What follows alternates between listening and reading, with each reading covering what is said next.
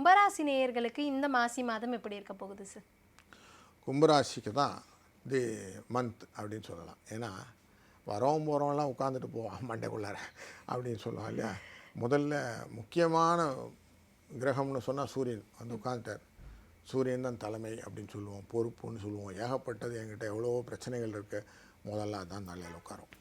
அப்போ ப்ரெஷர், மண்டை ஃபுல்லாக ப்ரெஷர் இருக்குது.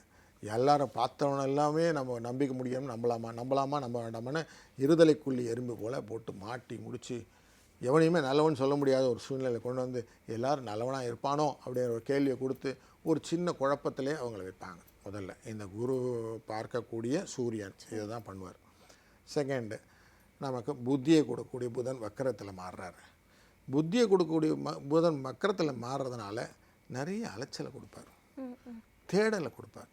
என்ன பண்ணலாம், அதனால் கொஞ்சம் செலவுகள், என்ன புரியாத செலவுகள் அப்படின்னு சொல்லுவோம் இல்லையா, அந்த புரியாத செலவுகளை கொண்டு வந்து சேர்ப்பார். ஸோ அந்த பிரயாணங்கள் தேவையில்லையோ அலைச்சலை கொடுத்துருக்கோம். அதில் கொஞ்சம் சோர்வும் இருக்கும். சுக்கரனால் பொழைச்சி போயிடும், பைசா வந்துடும் எப்படியான ஒரு இடத்துல. ஏன்னா அந்த 4ஆம் இடத்துக்குடைய டச் இருக்கிறதுனால ஏதாவது ஒரு இடத்துல சம்பாத்தியம் அப்படிங்கிறத கொஞ்சம் கண்ணில் காட்டிடும். அதனால் கொஞ்சம் பொழைச்சி போய் அப்படின்னு வந்துடும்.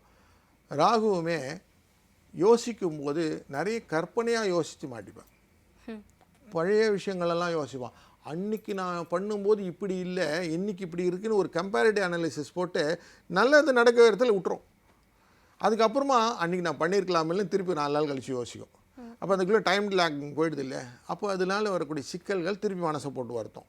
இந்த மாதிரி ஒரு சூழ்நிலை இருக்கிறதுனால காலை வேலையிலே எழுந்துக்கணும், கொஞ்சம் தியானம் பண்ணணும், கொஞ்ச நேரம் ரிலாக்ஸ் பண்ணிவிட்டு சூரிய நமஸ்காரம் முடிஞ்சால் பண்ணிவிட்டு அதுக்கப்புறமா மாதத்து அந்த ஒரு நாளையும் தொடங்கினான்னா, அதுவும் இன்றைக்கி ஒரு டாஸ்க், இந்த டாஸ்கில் நான் இதுதான் என்னோடய லிவரேஜ் அப்படிங்கிற லெவலில் நம்ம எழுதி வச்சுட்டு போகிறதுன்னு சொல்லுவோம்.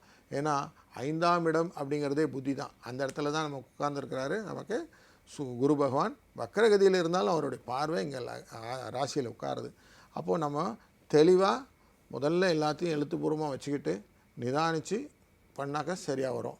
அப்படியே வந்தது அப்படியே செய்கிறேன் அப்படின்னு ஆன் ஸ்டார்ட் போயிட்டு பண்ணிட்டு இருந்தோம்னா நிறைய விஷயங்கள் விட்டு பிடிக்கிற மாதிரி ஆகிடும். அதனால் அதை கொஞ்சம் கேர்ஃபுல்லாக இருந்தால் பெட்டர்.